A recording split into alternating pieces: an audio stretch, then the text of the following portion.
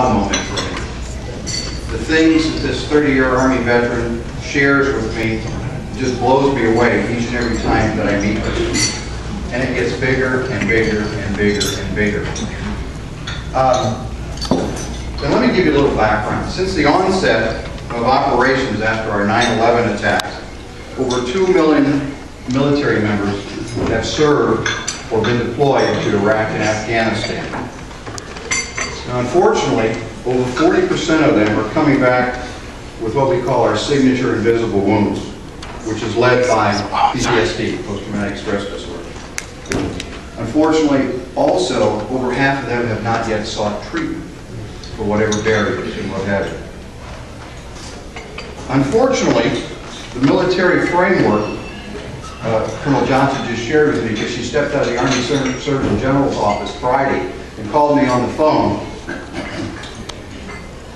is extremely short in behavioral care specialists led by licensed clinical social workers. So therefore, we're having trouble meeting the needs of not only our veterans, but our men and women that are still wearing the uniform. So the Army is cognizant of this problem. Colonel Johnson, our guest speaker, not only typifies a warrior, because she's been in the sand. She just came back last June. She really sets the example for the true essence of social work. And again, every time I meet with her, as I look at her resume, it's phenomenal. Her list of joint service assignments, the things that she's doing, Veterans Administration, post-deployment health reassessment, Division Chief, Human Resources, and Senior Social Work Officer. She's done a million things with a million more things to do. Right now, she's the Senior Advisor to all reserve component social workers on the globe. And she's an LCSW. She's one of us. And she's out there on the firing line with a weapon as a social worker. But every day she tells stories about saving lives and changing lives and things that we went to school for. And she's on the front lines doing that. And now she's stepping into a void that we have at the University of Central Florida, as well as our communities, in helping what we can do with our returning veterans to infuse that powerful link between academics and practice. And she really epitomizes that. So without further ado, I would like to introduce to you Colonel Ann Johnson.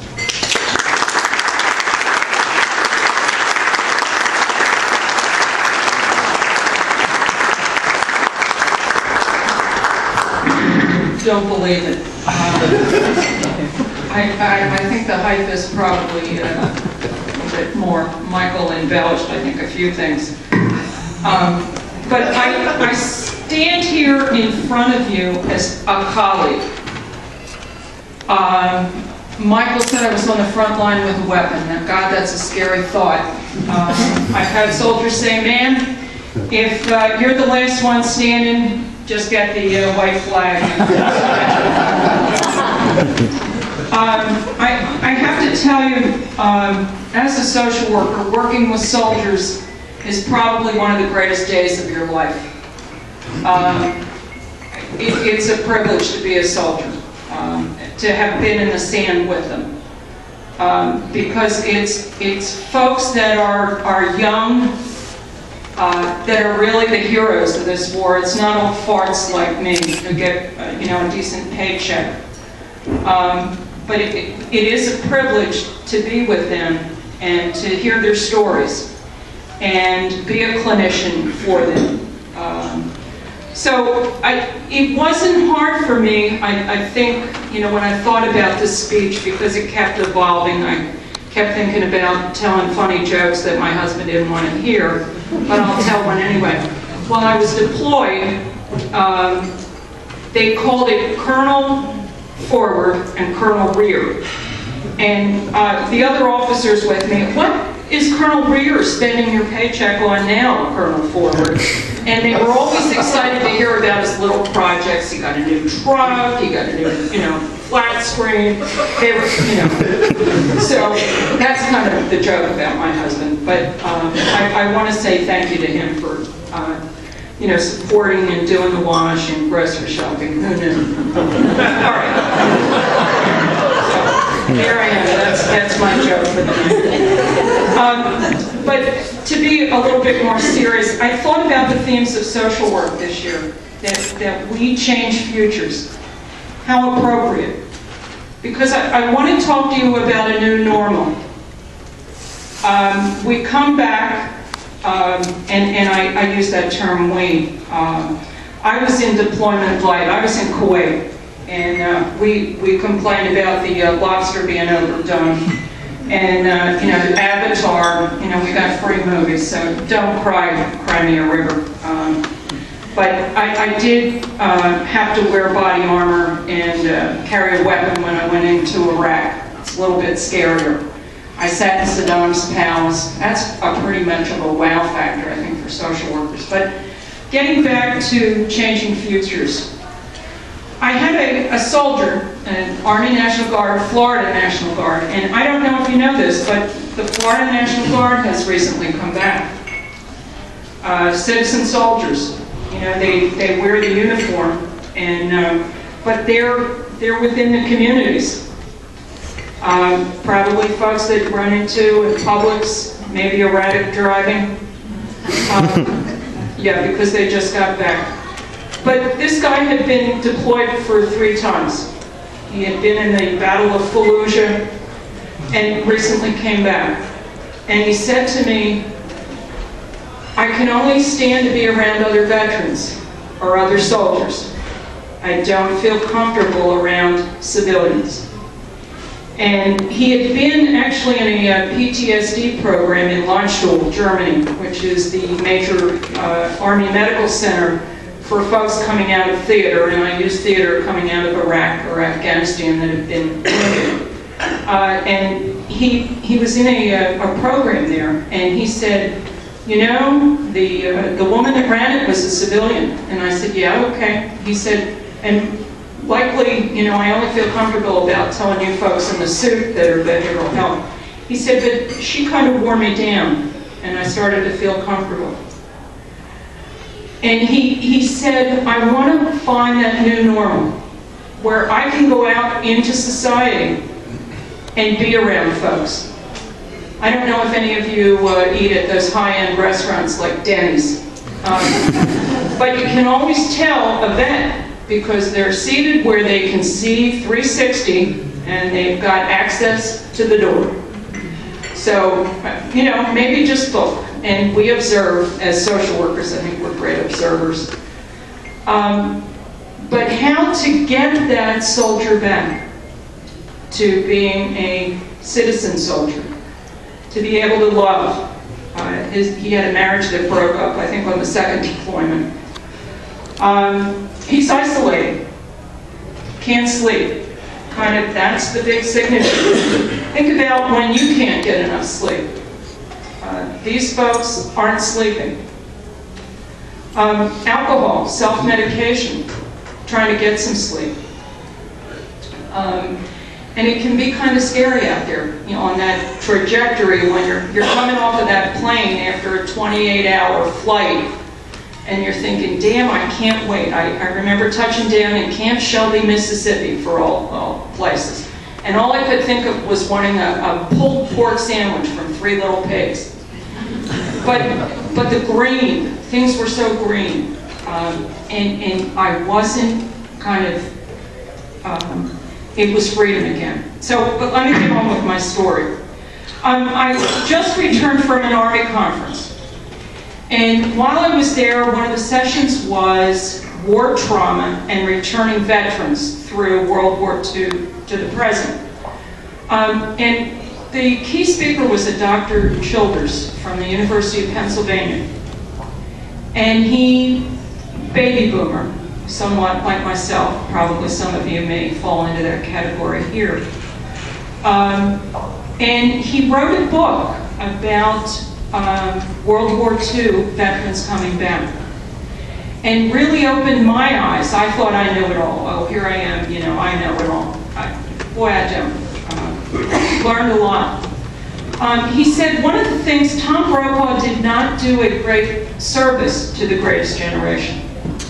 Because looking back, you know, even in the recesses of my brain, Eleanor Roosevelt, who we all, you know, talk about in policy classes and all, she had thought that veterans coming back needed to go into some kind of reintegration camp because they were afraid that these folks that had gone to war had changed, and they were afraid, you know, that they can use weapons. And I'm here to tell you, I did outshoot the dietitian, though.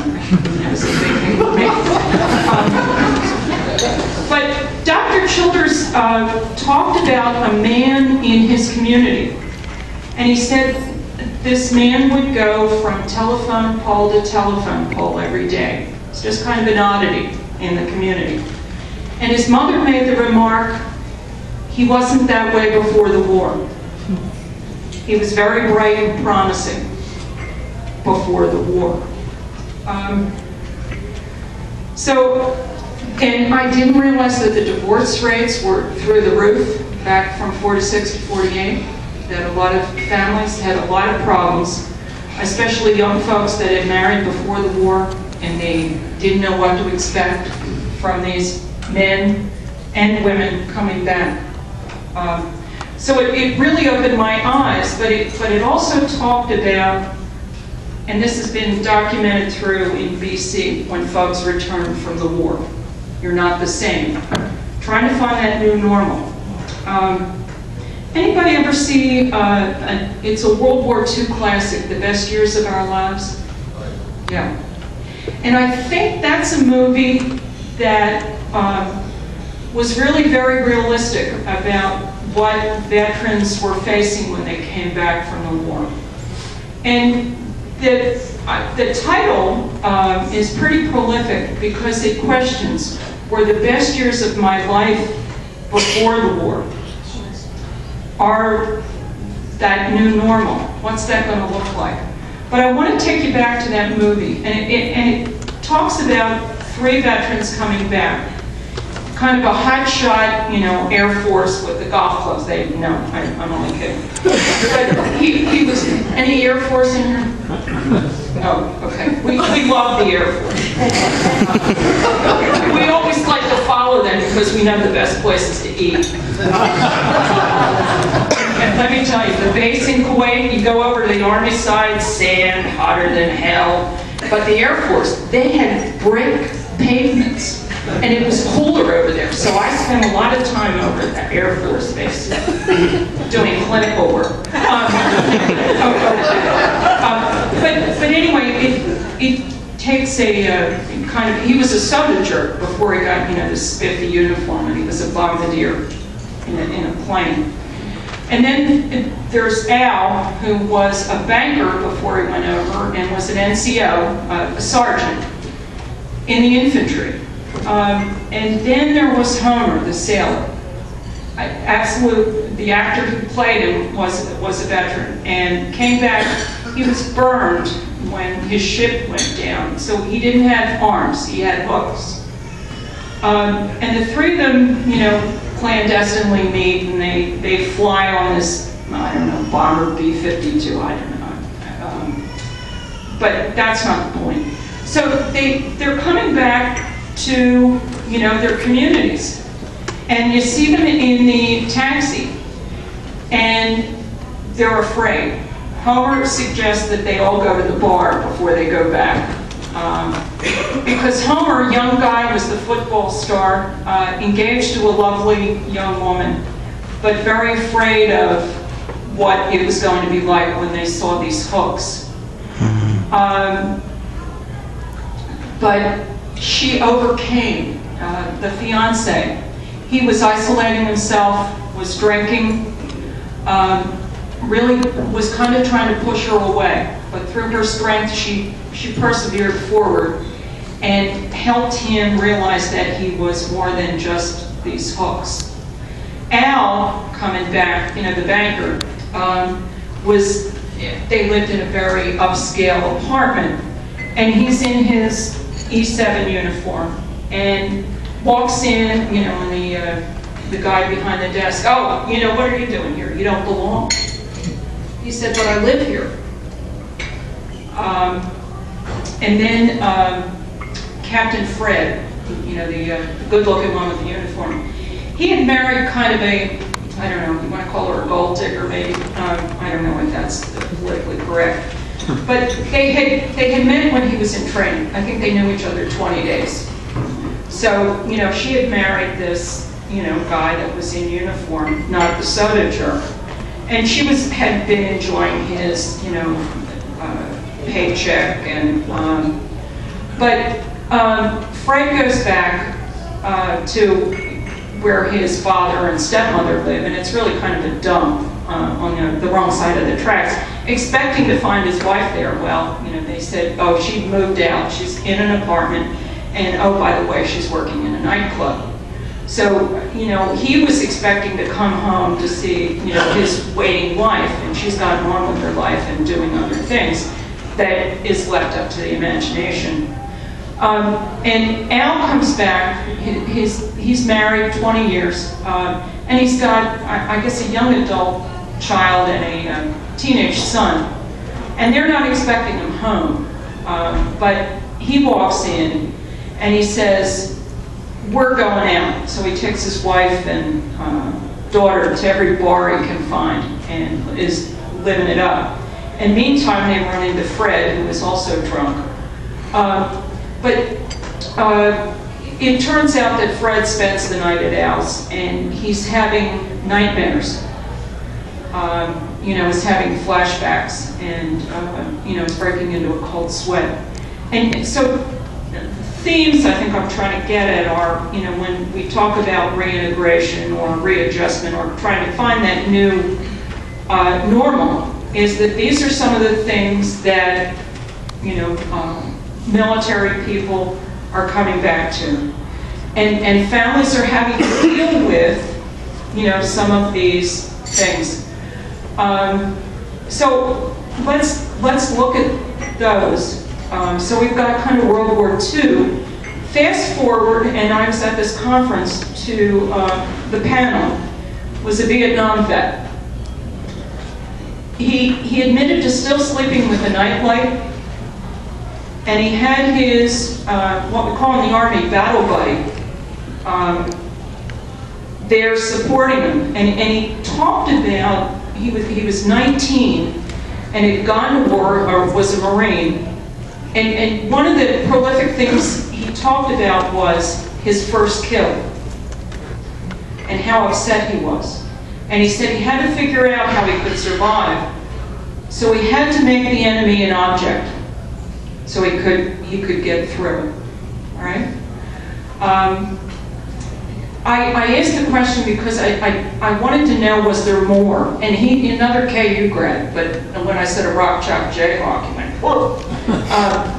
But he had gone on, but still a lot of that residual war effort. But think about when Vietnam vets came back, all right? That time in society, what was going on? We were at war with ourselves, generational, a lot of change. The war on poverty was going on. But I think the signature thing about Vietnam was that we could not separate the war from the warrior.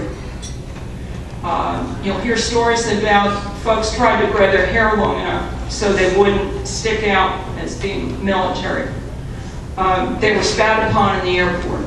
And I'm not condoning, but just some of the things that were happening, you know, and we recognize some of the same issues, such as inability to sleep. Coming back, and you think about World War II, their fathers, for the most part, never told them about they were having some of the same issues coming back. And think about how powerful that may have been for a father and a son to have said, gee, I had the same thing happen, which they didn't. They didn't get that clarification, if you will. PTSD, which we talk about, you know, and we've refined that in DSM-4, TR, and I'm sure it will be refined again in DSM-5. But some of the hallmark, isolation, all right? That's a big major issue. Hypervigilance. Anybody ever go to a 4th of July celebration? And you see the fireworks going on? You can tell who the vets are. They all dive. Oh, man. Oh, okay. Back in the States, it's okay. Alcohol, there's usually a co-diagnosis going on with depression or anxiety. Just the rage and the anger, coming back. And again, think of that time capsule. And here we are now in a protracted war. I don't know that we've ever fought on two fronts for 10 years. And the American people have gone, do they know we're at war? I don't think so, a lot of times. And they'll throw these stats up. But think about a lot of these young folks, even old farts like myself, have had deployments 2, 3, 4 times. Oh, the first time, I came out of it okay. Second time, it was okay. Third, it was Groundhog's Day every day. But you keep adding that residual stuff on, and something's going to give. So, I think about, I'm actually doing pretty well here. Anybody ever hear of the Vet Center? Yeah, probably the best thing that the VA has ever done. But going back to Vietnam, Vietnam vets did not feel welcomed at the VA, the big VA. Like, anybody ever been over to Gainesville, Orlando? They're big old, monstrosities. And they were built because, inpatient stuff nobody ever really looked at the cost or anything. But they didn't feel okay about it. So in 1979, Congress mandated these vet centers. And they've really progressed. But a lot of it is just that readjustment. They've normalized it. We've not pathologized it. That it takes a while to readjust. We're finding that new normal. And they also see families, okay? But the stat I just heard, which really kind of shook me up, was the VA is probably only seeing 50% of OIF, OEF veterans, all right? And, and again, there's women in there too, who'd have thunk? But who's going to be seeing the other 50% if they need care? I'm looking at them in this room. And that's my charge to you. Do you ask on a daily basis, are you a veteran? Is that in kind of your intake interview, if you will? Because veterans will not self-disclose a lot of time, but if you open that door, they will follow. And you can start to break that down. And how many of you are comfortable hearing about some war experiences? All right? Remember, separate the war from the warrior. All right? These are folks that have, we're all volunteers. I always hear that, oh, well, you volunteered for this. Yes, I did.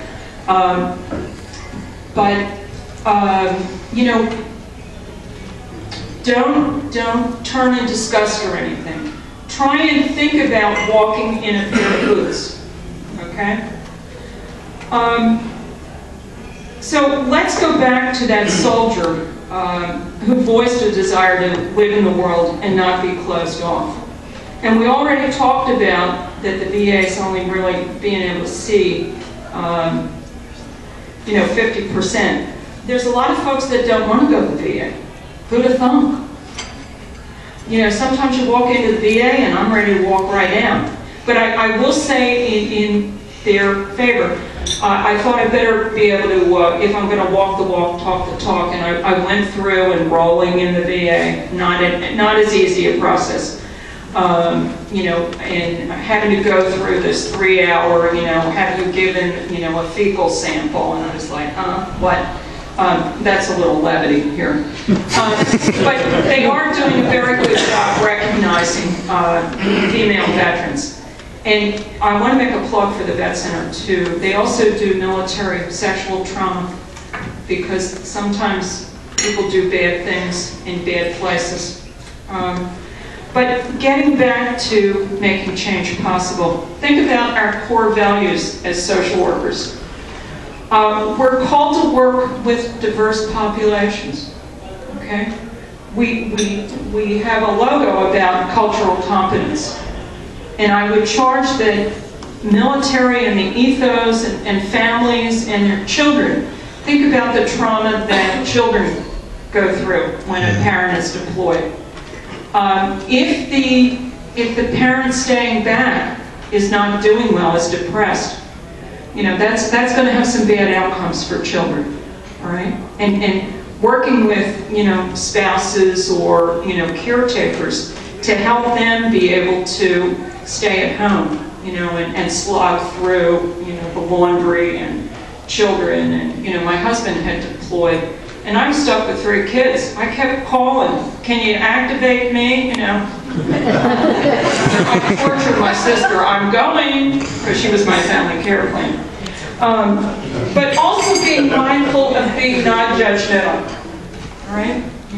That's one of the things that comes naturally to us in our training. And respecting the dignity and worth of our service members.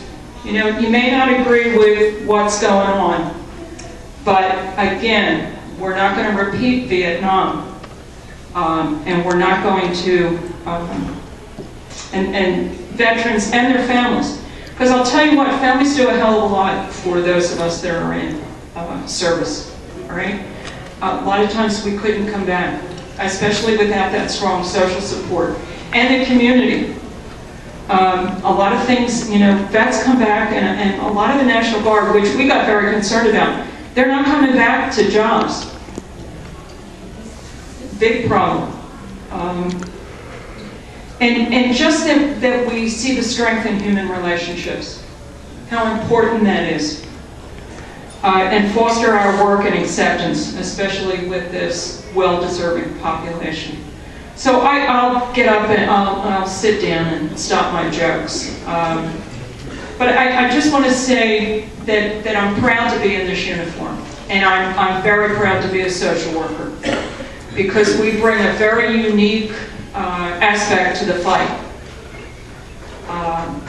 And it's a glamour job. UCF called and they want their band uniform back. I said, they can't have it. So thank you for putting up with my jokes, and it's been it's been an honor to kind of share some of the stuff with colleagues. Thank you.